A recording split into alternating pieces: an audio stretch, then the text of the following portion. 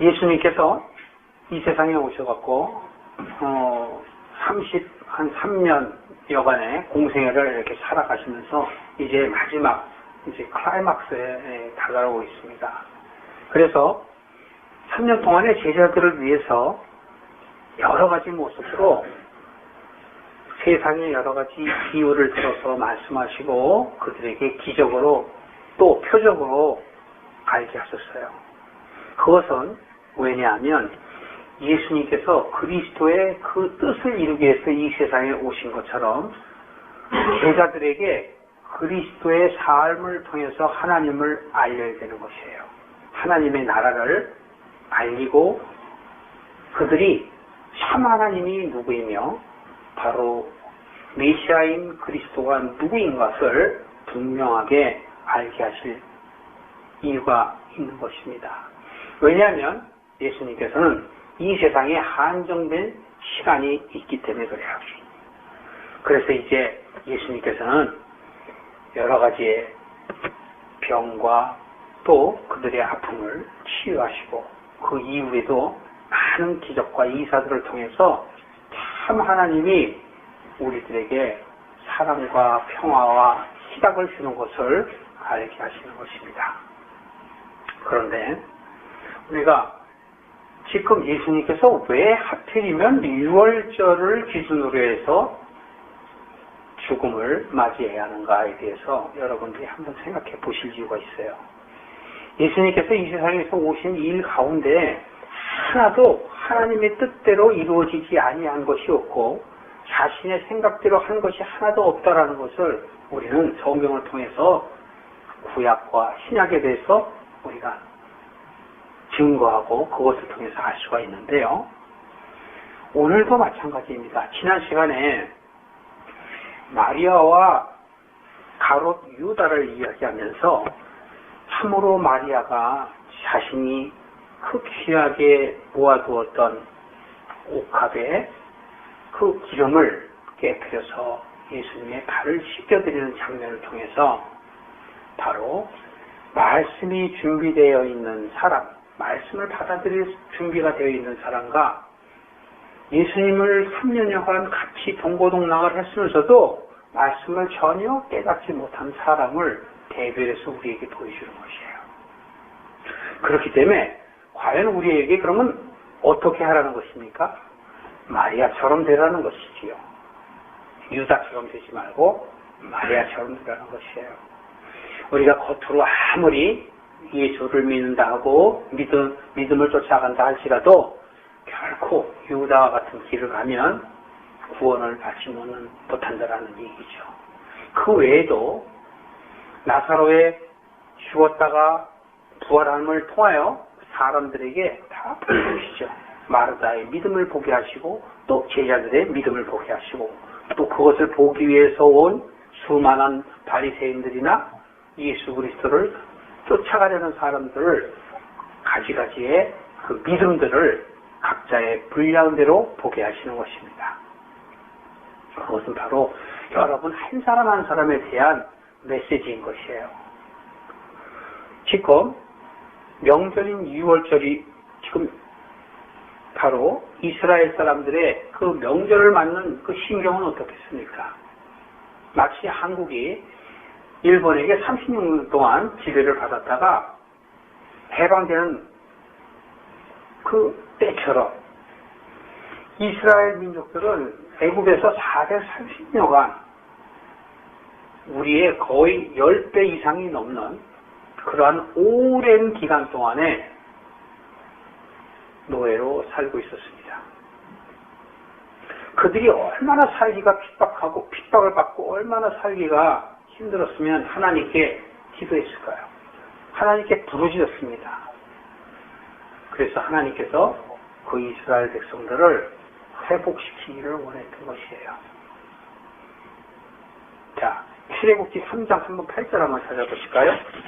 출애굽기 3장에 7절부터 한번 8절에 보시면 바로 이스라엘 백성들이 430년간 종살이를 하다가 하나님께 간구하는 장면을 아주 짧게 명확하게 요약을 해놓은 장면이 있습니다.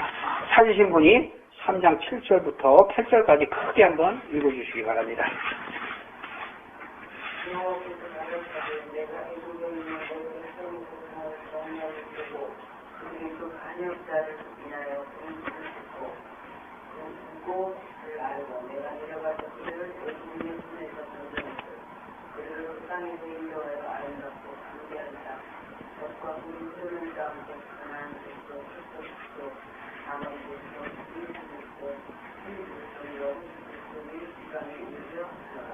그렇습니다.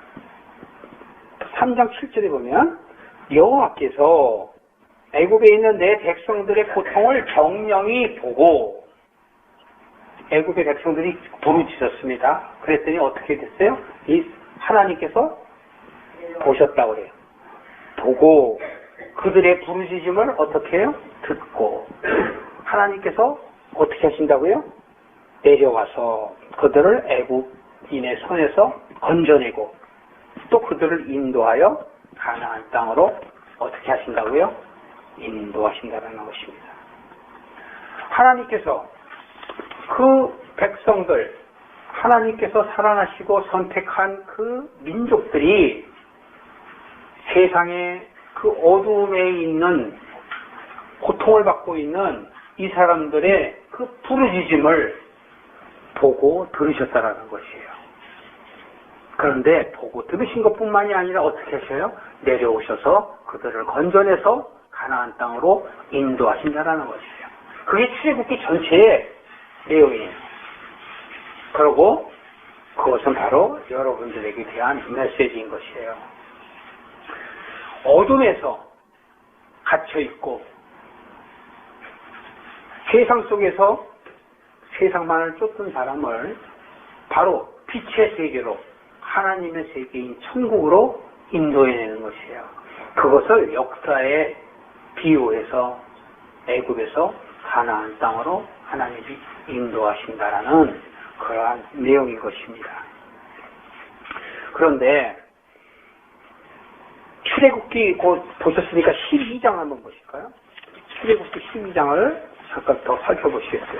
출애굽기 12장에 보면 어떤 내용이 나오냐 하면 그 이스라엘 백성들이 부르짖었을 때 하나님께서는 모세를 택해서 모세가 그 250만 명에 되는 이스라엘 백성들을 애굽을 탈출하게 하시는데 그 노예로 삼고 있던 애굽이 쉽게 그들을 놔주지 않습니다. 쉽게 놔주지 않으니까 모세를 통해서 하나님이 능력을 보이십니다. 그때 10가지 재앙을 내리는데 바로는 끝내 듣지 않습니다. 그러나 맨 마지막 10가지 마지막 재앙을 내릴 때 바로가 기복합니다. 포기하게 됩니다. 그 내용이 바로 출애굽기 바로 12장인 것이에요. 출애굽기 12장에 보면 자 12장 3절 한번 보실까요? 3절 맨 마지막 옆절에 보면 너희는 이스라엘 회중 중에 고하라 얘기하라 이거예요. 모세에 보고 얘기하되 어떻게 하냐 하면 어린 양을 취하라 이렇게 얘기합니다. 어린 양을 취해갖고 7절에 보시면 그 양을 잡아서 어떻게 하라고요? 문설주 좌우에 또 인방에 바로 어떻게 하냐면 여기 보시면 여기 문설주입니다. 이렇게. 그 다음에 인방은 위에고 이 영 전체를 어떻게 하라고요? 피로 바르라는 것이에요. 피로 바르면 하나님께서 그것을 내 백성으로 알고 넘어가겠다는 것이에요. 그런데 그 마지막 재앙이라는 것은 바로 뭐냐면 온 나라의 초태생은 사람을 비롯해서 모든 짐승까지도 다 죽이는 재앙이에요. 그렇다면 이스라엘 백성들도 초태생들이 있잖아요. 장남들이 있지 않습니까? 장남들. 그 다음에 우양의 첫 것들이 있지 않습니까? 그것들을 다 죽인다라는 것이에요. 나이가 어리든 많든 상관이 없습니다. 다 죽이시겠다라는 거예요. 그런데 이스라엘 백성들만큼은 하나님께서 구별하셨어야 돼요. 특별하게 선별하실 능력을 보여주실 하나님의 은혜가 있었던 것이에요. 그렇기 때문에 어린 양의 피로 바로 문설주와 임방에 바르게 한 것이죠. 그 결과 이스라엘의 모든 장남들과 첫 것들, 짐승의 첫 것들은 다 죽고 말았습니다. 이스라엘 백성들은 어떻게 됐어요? 그 화를 면했지요. 그것을 기념으로 해서 바로 유월절이라고 하는 것입니다. 그래서 그 재앙이 넘어갔다. 그것이 바로 유월절이고, 또 출애굽해서 애굽에서 홍해를 넘어서 가나안으로 갔다. 그래서 그것이 바로 유월절입니다. 유월절에는 바로 영적인 의미로 먼저 말씀을 드리면, 어둠에 있던 내가 광명의 세상으로 나왔다라는 것이고, 세상을 쫓던 내가 이제는 하나님의 길로 나가는 사람이 되었다라는 것을 의미하는 것이에요. 그렇다고 금방 바뀌는 것은 아니지만 이제 천국의 사람으로서, 백성으로서 살아갈 수 있는 자격을 얻은 것이에요. 과거에는 세상에 살았지만 이제는 하나님의 백성으로 살아갈 수 있는 자격을 얻은 것입니다. 그렇습니다. 바로 우리는 예수님께서 이제 6월절날 돌아가시려고 하는 것은 바로 6월절의 이 어린 양으로서 예수님이 하나님께서 이루신 모든 역사의 사건을 다시 한번 마한 백성들에게 알리시는 것이에요.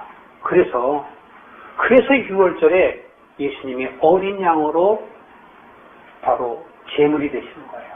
속죄 제물이 되시고 화목 제물이 되시는 것이에요. 그래서 이러한 때도 다 하나님께서 원하시는 그 때에 예수님께서는 맞춰서 하시는 것을 여러분들이 알 수 있을 것입니다.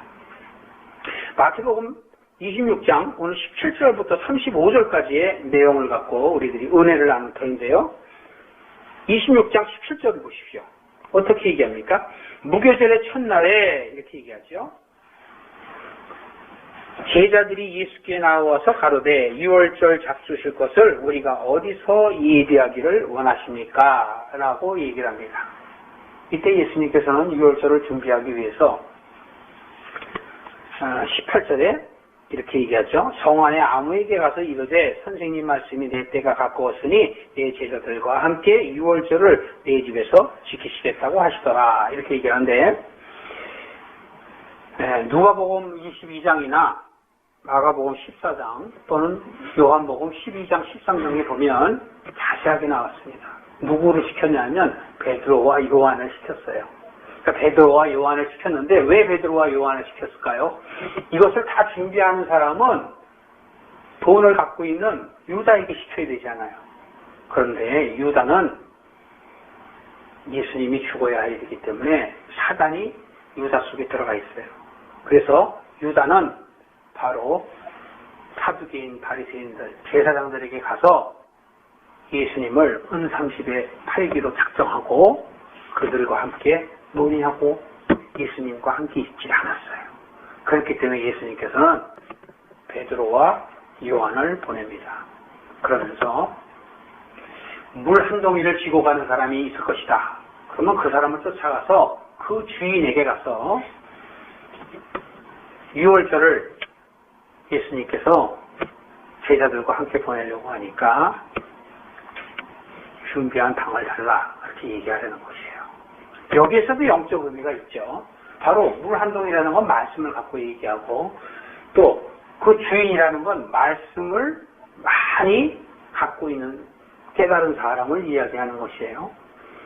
자, 그런 영적인 비유를 자체하고라도 무슨 말이냐면 예수님께서는 이제 제자들과 함께 6월절에 만찬을 하시기 위해서 제자들에게 준비를 하는 것이에요.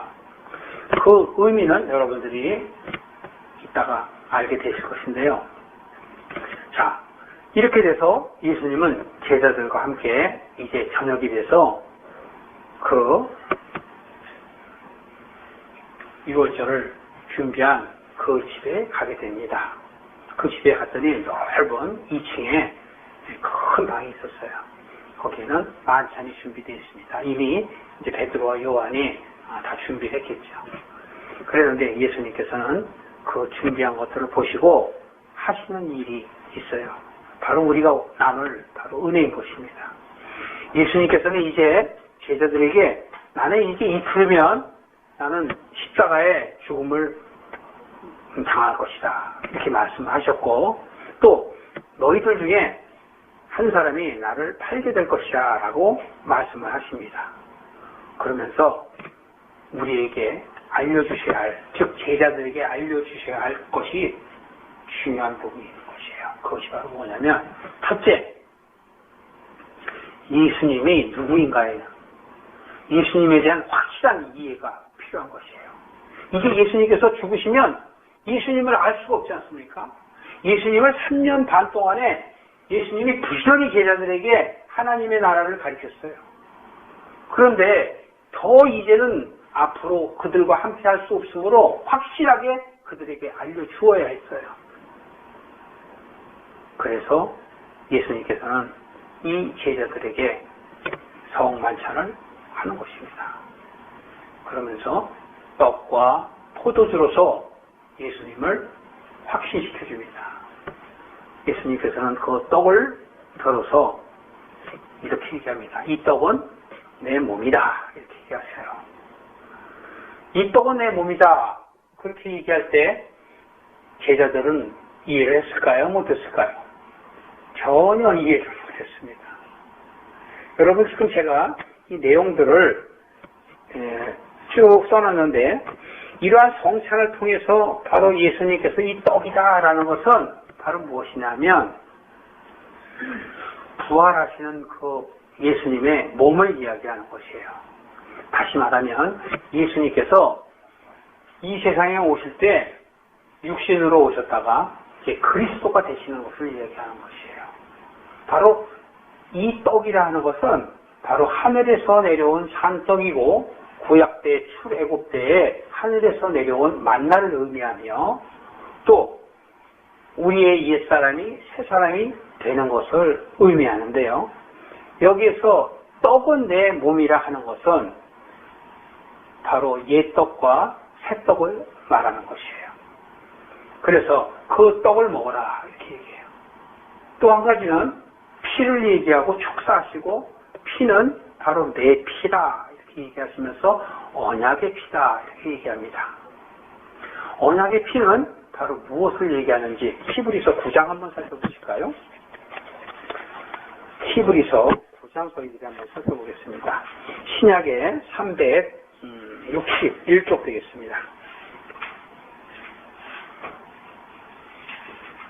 신약 361쪽 히브리서 9장 전체에 잘 설명이 되어 있습니다만 간단하게 저희들이 말씀을 하겠습니다.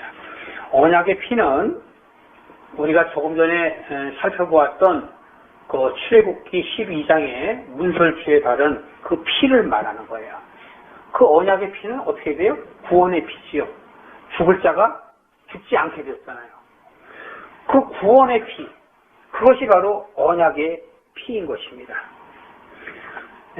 히브리서 9장에 보면 여러 가지 성소, 지성소, 뭐 여러 가지 말씀이 있습니다. 여러분들이 집에 가서 보시고, 자, 12절 한번 보실까요? 12절 보시면, 염소와 송아지의 피로 아니하고 오직 자기 피로 영원한 속죄를 이루사 단번에 성소에 들어가셨느니라. 염소와 황소의 피와 및 암송아지의 죄로 부정한 자에게 뿌려 그 육체를 정결케 하여 거룩케 하거든. 14절이요. 하물며 영원하신 성령으로 말미암아 흠없는 자기를 하나님께 드린 그리스도의 피가 어찌 너의 양심으로 죽은 행실에서 깨끗게 하고 살아계신 하나님을 섬기게 못하겠느냐. 그렇게 얘기했습니다. 바로 여기서 하나님께 드린 그리스도의 피는 무엇으로 말미암았다고 얘기해요? 성령으로 말미암아. 예수님의 십자가에 죽으시고 그리스도가 되시면 내 이름으로 보내실 보혜사 성령을 우리에게 보내시겠다고 예수님께서는 요한복음 17장에 말씀을 하시는데요. 지금 여기에서 17절에 지금 말씀하시는 건 뭐냐면 그 그리스도의 피라는 것이에요. 성령이 바로 그리스도의 피라는 것이에요. 이 그리스도의 피로 말미암아 어떻게 된다고요? 우리의 양심이 어떻게 돼요? 우리의 양심이 죽은 행실에서 깨끗하게 된다는 것이에요. 그러면 그도 그 전에는 우리가 애굽에서의 생활을 한 거예요.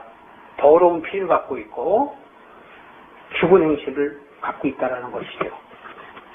바로 죽은 자를 살리는 것은 에베소서 우리가 2장 1절부터 14절에 여러 번 우리가 은혜를 나눴죠. 죽은 자와 산 자 얘기했죠. 그래서 죽은 자는 세상 풍속을 쫓고 세상 일에 자기의 소견대로 산 사람이 죽은 자라 그랬죠. 바로 그런 사람을 얘기하는 거예요.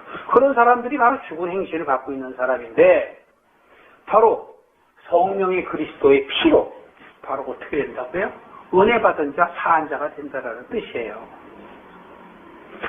그래서 여기 지금 14절에 성령으로 말미암아 흠없는 자기를 양심으로 죽은 행실에서 했다 이래요. 무슨 말씀일까요? 바로 우리가 베드로전서 베드로가 그렇게 깨달았죠. 그래서 베드로전서 3장 21절에 물로서 어떻게 된다고요? 세례를 준다고 그랬지 않습니까? 요한 또한 그렇게 얘기했지 않습니까? 요한은 나는 물로 세례를 주거니와 내 뒤에 오실 그분은 여러분들에게 성령으로 세례를 주실 분이 오실 것이다 라고 얘기했듯이 베드로 또한 그 말씀을 깨닫고 바로 세례라는 것은 바로 물인데 그 물은 우리의 양심이 회복되어 하나님을 찾아가는 것이라고 했어요. 지금 베드로가 얘기하는 양심이 회복된다는 말과 여기 히브리서 기자가 얘기하는 양심이 회복된다는 말이 동일한 말이에요. 또한 바울이 에베소서 5장 26절부터 28절에 보면 뭐라고 얘기할까요? 바로 그 물이 우리가 흠이 없고 물은 바로 예수 그리스도의 말씀인데 그 말씀이 바로 우리로 하여금 흠이 없고 티가 없고 주름이 없는 영광스러운 교회로 만든다는 것이에요. 이렇게 예수님의 제자들이 나중에 물론 성경을 통해서 기록을 했지만 나중에 깨닫게 되는 것이에요. 이 말씀이 바로 다 같은 말씀이란 말이에요. 말씀이 바로 이들을 구원한다는 것이에요. 그것이 바로 언약의 피인 것입니다. 언약의 피가 바로 문설주 인방에 바른 것처럼 재앙이 넘어가고 옛사람이 죽은 자가 산 자로 바뀌는 것처럼 바로 그렇게 된다라고 말하는 것입니다. 21절 한번 보세요. 21절 보면 또한 이와 같이 피로써 장막과 섬기는 일에 쓴 모든 그릇에 뿌렸느니라. 여기에서 장막과 섬기는 일에 쓰이는 모든 그릇은 누구를 의미해요? 믿는 사람을 얘기하는 거예요. 영적으로 예수 그리스도를 믿는 사람들, 제자들을 얘기하는 것이에요. 그것을 성막에서 쓰는 그릇에 비유한 것입니다. 바로 26절에 보시면 그리하면 그가 세상을 창조할 때부터 자주 고난을 받았어야 할 것이로되 이제 자기를 단번에 제사로 드려 죄를 없게 하시려고 세상 끝에 어떻게 됐다? 나타났었다. 여기서 세상 끝은 바로 믿는 자가 세상 속으로 살지 아니하고 이제 영적으로 살려고 하는 삶을 바로 세상 끝이라고 얘기하는 것이고 그것을 위해서 어떻게 하셨다고요? 예수님께서 죽으셨다라는 것이에요. 죽으셨다. 그러니까 성경의 신약은 예수님께서 십자가에 죽으신 것에 대해서 철저하게 깨닫고 주님의 말씀을 바로 예수 그리스도의 말씀으로 깨달은 사람들의 기록인 것입니다. 다시 마태복음 26장으로 오시면 지금 저희가 말씀을 나눈 것이 바로 23절서부터 30절까지의 29절까지의 그 말씀이에요. 그래서 바로 떡과 피로서 예수님을 설명한 것이란 말이에요. 이게 단 하나로 보면 아주 쉬운 거예요. 예수님이 바로 말씀이시고 예수님이 어떻게 하시다고요? 구세주라는 것이에요. 예수로 통해서만이 우리가 하나님의 길로 간다라는 것이에요. 요한복음 13장 한번 보실까요? 같은 내용인데요. 요한복음 13장 한번 보시겠습니다. 요한복음 13장 1절 2절에 보면 6월절 전에 예수께서 자기가 세상을 떠나 아버지께로 돌아가실 때가 이른 줄 아시고 세상에 있는 자기 사람들을 사랑하시되 끝까지 사랑하시다. 끝까지. 여기서 끝까지가 바로 뭐예요? 옛사람이 새사람이 되는 것. 세상 사람이 아니고 이제는 하나님의 사람이 되는 것이 바로 끝까지예요. 그것을 언제까지 사랑하신다고요? 그렇게 될 때까지 예수님께서 사랑하신다라는 건 기다리신다라는 거예요. 시편에도 보면은 그렇게 나오죠. 하나님께서 예수님에게 그렇게 말씀하시잖아요. 내 원수가 내 발등상이 될 때까지 내 옆에 앉아있어라. 이렇게 얘기하잖아요. 그러니까 우리가 새 사람이 될 때까지를 이야기하는 것이에요. 그런데 2절에 보면 마귀가 벌써 시몬의 아들 가롯 유다의 마음에 예수를 팔려는 생각을 넣었다. 이 사람은 어떻게 돼요? 세상 끝이 없는 사람을 바로 가롯 유다라고 얘기하는 거예요. 그러니까 세상 근심, 세상 재리, 세상 염려, 세상 것을 위해서 살아가는 사람들. 크리스찬이라고 하면서도 옛 것을 계속 놓지 않으려 하는 사람들을 이야기하는 것이고 그런 것을 우리가 밭의 비유로서 얘기하는 것이에요. 바로 그런 것이 들값바치고 돌짝바치고 가시바치라는 것이에요. 달란트 비유에서도 말씀했고요. 또 하나님의 일을 맡은 종의 비유를 들어서 또 얘기했고요. 또 마르다와 마리아를 비유에서도 얘기하고요. 성경에서 나오는 모든 비유는 다 같은 비유예요. 우리가 깨닫지 못해서 그런 것이지요. 자, 여기서 예수님께서는 요한복음 13장에 마지막 31절서부터 38절 사이에 이렇게 얘기하십니다. 내가 너희들에게 새 계명을 주노니 서로 사랑하라. 내가 너희에게 사랑한 것 같이 너희도 서로 사랑하라. 너희가 서로 사랑하면 이로써 모든 사람이 어떻게 된다고요? 너희가 내 제자인 줄 알리라. 이렇게 얘기하셔요. 자, 이것은 무엇을 말씀하시냐면 예수님께서 예수님이 이제 죽으시니까 자신에 대해서 분명하게 제자들한테 이제 확신을 심어줘야 돼요. 그 다음에 두 번째 이유가 있어요.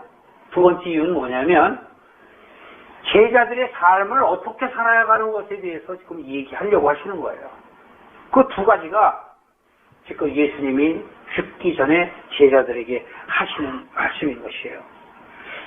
그래서 예수님께서는 제자들의 삶이 바로 어떻게 살아야 되는 것인가 해서 지금 식탁을 앞에다 이렇게 놔두고 예수님이 겉옷을 벗습니다.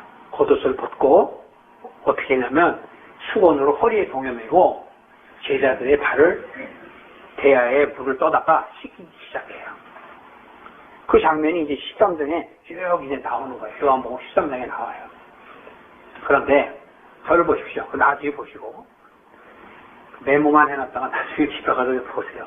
자, 요한복음 13장에서 지금 예수님이 바로 조금 전에 뭐라 그랬어요? 떡과 포도주로서 당신을 확실하게 제자들에게 알게 하셔요. 두 번째는 뭐예요? 이제 예수님께서 제자들의 발을 씻겨요. 근데 마태, 마가, 누가복음에는 안 나와 있고 요한복음에만 나와 있어요. 이 장면이. 그러니까 왜냐하면 예수님께서 영적으로 우리들에게 하는 말씀인 것이에요.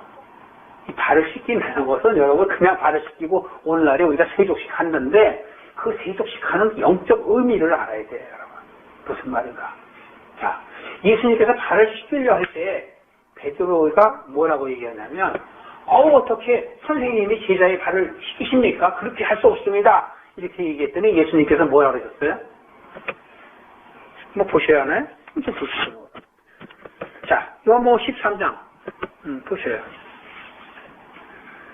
자, 발을 6절, 13장 6절 보십시오. 5절에 발을 씻기 시작하시니까 시몬 베드로가 이렇게 얘기합니다. 주여, 주께서 내 발을 씻기시나이까? 어떻게 씻기시나이까? 이렇게 얘기해요. 그랬더니 예수님께서 7절 말씀 여러분 이해하기가 어려울 텐데, 자 보세요. 너희가 하는 것을 지금은, 내가 지금 하는 것을 너희는 지금은 알 수 없으나 나중에는 알게 될 거다, 이렇게 얘기하세요. 지금은 얘기해도 모른다라는 것이에요. 그랬더니 지금 베드로가 뭐라고 해요? 가로되 내 발을 절대로 씻기지 못하십니다, 이렇게 얘기하잖아요. 8절에. 그랬더니 예수님께서 뭐라고 합니까? 말씀하시기를 내가 네 발을 씻기지 아니하면 너는 나하고 상관이 없다, 이렇게 얘기해요. 의미가 담겨져 있죠. 그랬더니 베드로가 깨달았어요. 깨닫고, 아, 그렇습니까? 그래, 그렇다면 내 온몸을 다 씻겨주세요, 이렇게 얘기했더니 예수님께서 이미 너의 몸은 다 씻었으니까 발만 씻으면 된다, 이렇게 얘기하세요. 그 말씀은 여러분들 히브리서 잘 보시면 다 내용이 나와 있고요. 바로 지금 우리가 이 씻는다라는 말씀은 우리가 조금 전에 에베소서 5장 26절이나 베드로서 3장 21절에 우리가 얘기했죠. 베드로가 느낀 것, 또 바울이 씻는다는 것에 대해서 얘기했잖아요.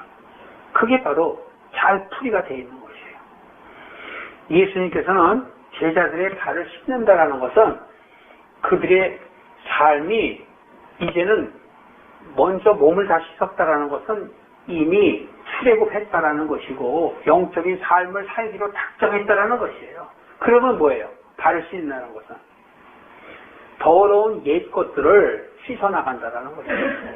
우리의 남아있는 옛 습성, 옛적 생각, 세상적인 삶의 생각들을 예수님께서 씻어나간다라는 것이에요.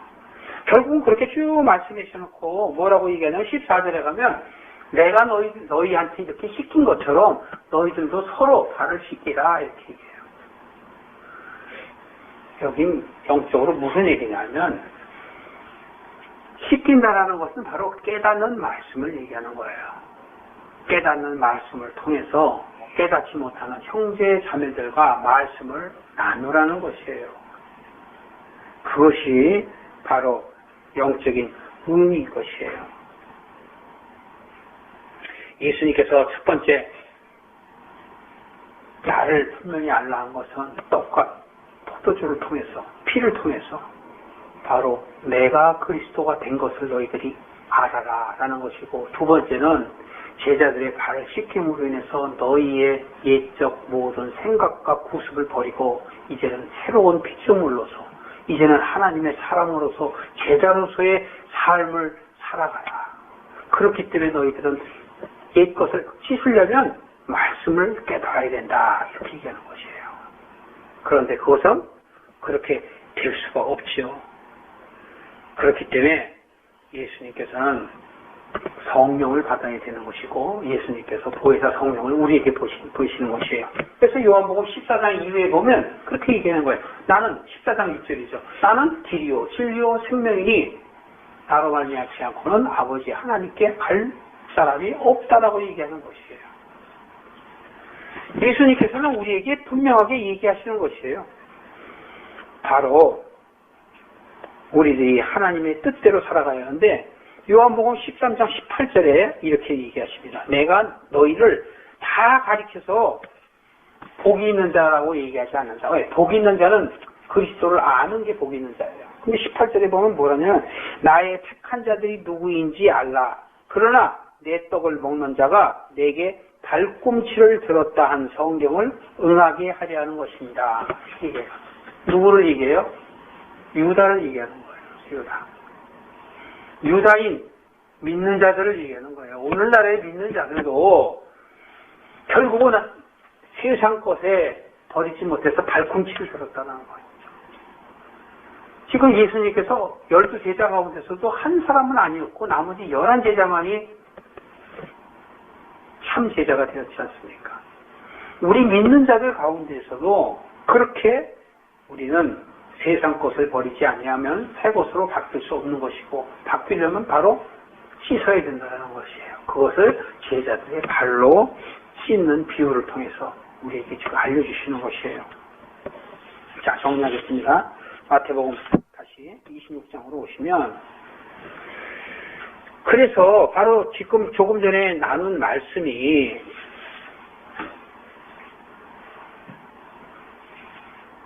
31절서부터 35절까지에 있는데요.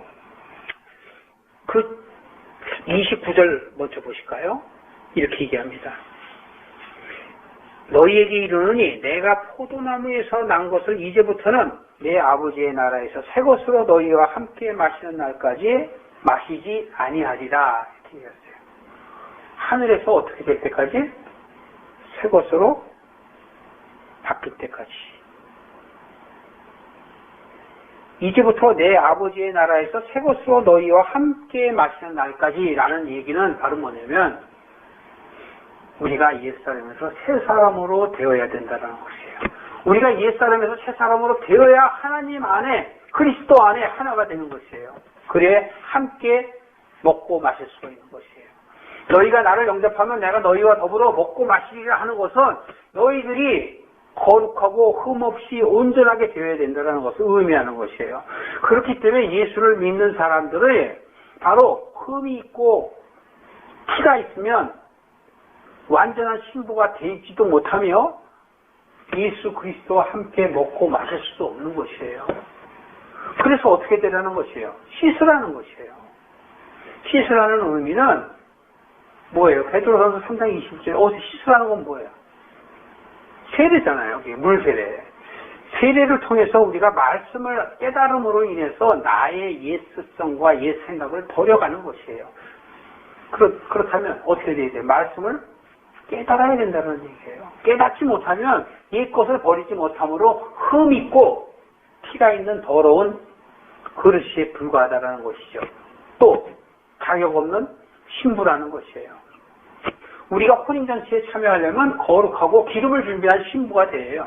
그렇기 때문에 그 기름은 말씀이요 바로 성령의 은혜인 것이죠.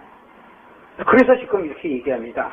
그렇게 되면은 너희와 함께 마시는 날까지 마시지 아니하리라라는 것은 너희들이 완전해지고 온전해지지 않으면 나와 함께 할 수 없다라는 것을 이야기하며 30절에 보면 이에 저희가 찬미하고 감난산으로 어떻게 한다? 나아가니라.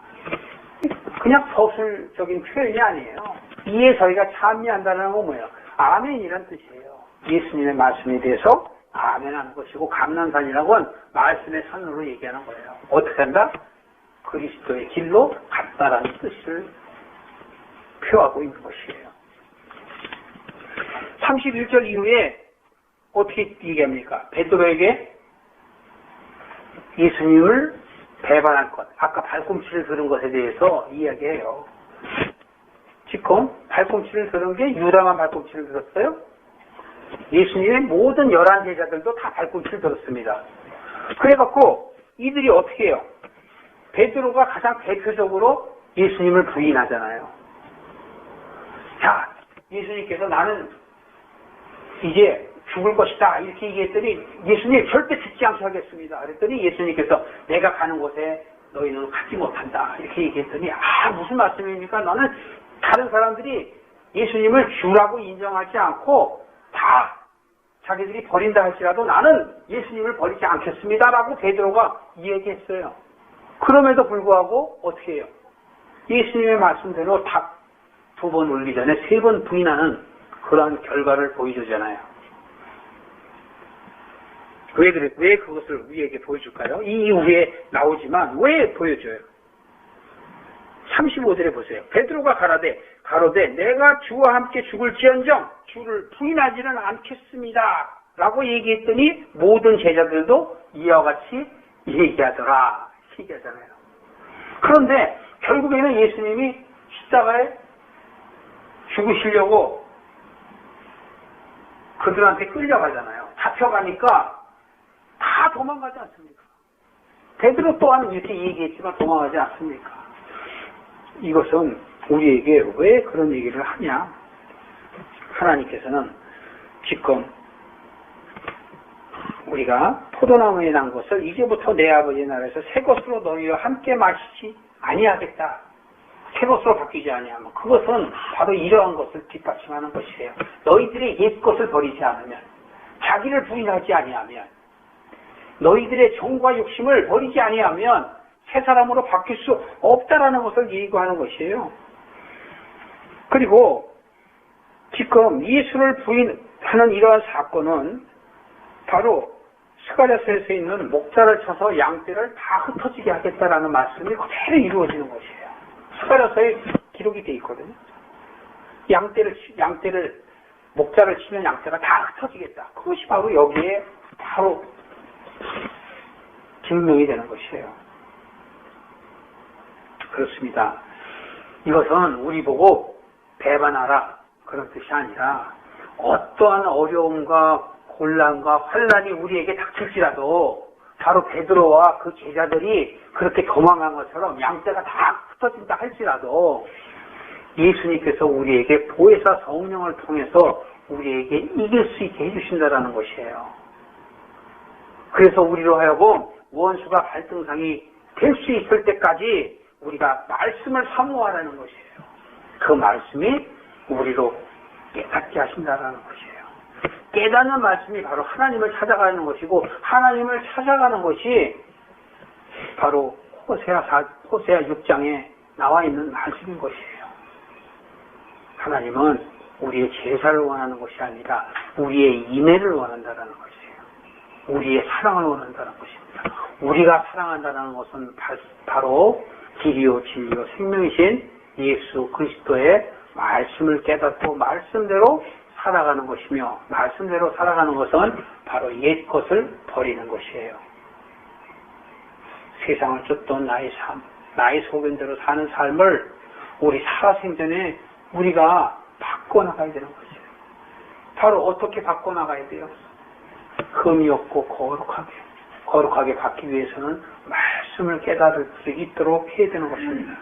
이제 우리가 마태복음 26장을 보면서 마가복음이나 누가복음이나 요한복음을 함께 어울러져서 볼 때, 말하자면 마가복음에는 14장, 누가복음에는 22장, 요한복음에는 12장, 13장, 마태복음의 현재 26장과 동일한 사건을 통해서 우리에게 말씀하시는 것은 바로 예수님께서 이제 십자가의 죽음을 놔두고 우리에게 부탁하는 것은 내가 바로 그리스도다.